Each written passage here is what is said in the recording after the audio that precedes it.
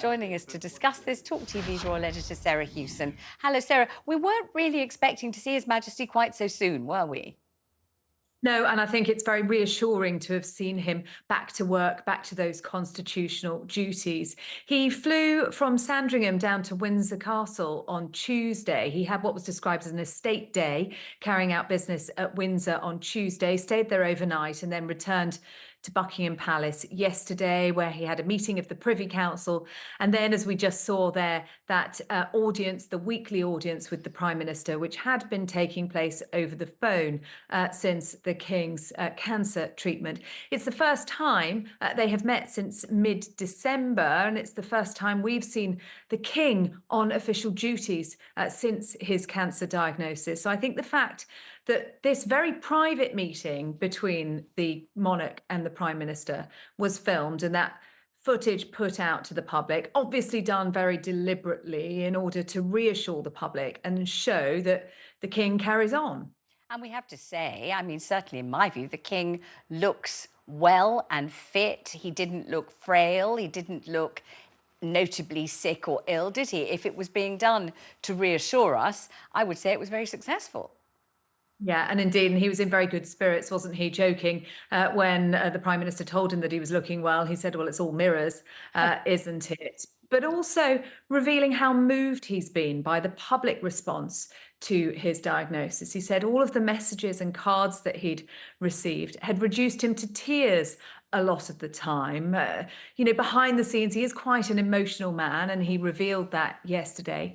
And also talking about the impact that his diagnosis has had on cancer charities, many of which he's been patron of for many years, but how touched he was and how heartened he is by the extra level of interest and the attention that those charities are now getting because of the revelation of his diagnosis. I think people will be interested, Sarah, in what you've just said, that behind the scenes, he is an emotional man. I mean, everybody will know, whether they watch The Crown or not, that he was sent to Gordonston and it was meant to toughen him up and give him an even stiff upper lip. So they might be surprised to hear you say that behind the scenes he's emotional.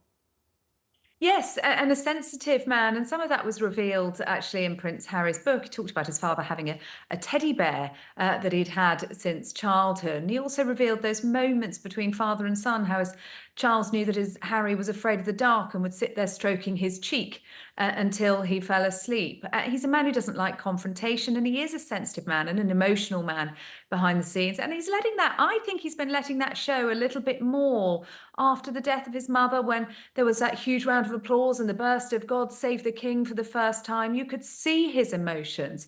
He wears his heart on his sleeve, certainly more than his mother did. And that was certainly revealed yesterday. And another key facet of his personality is his capacity for hard work, his belief in duty, just as his mother believed in duty and doing what you're supposed to do and getting on with it. But he's not a fellow for sitting around doing nothing, is he? That's not his favourite thing to do.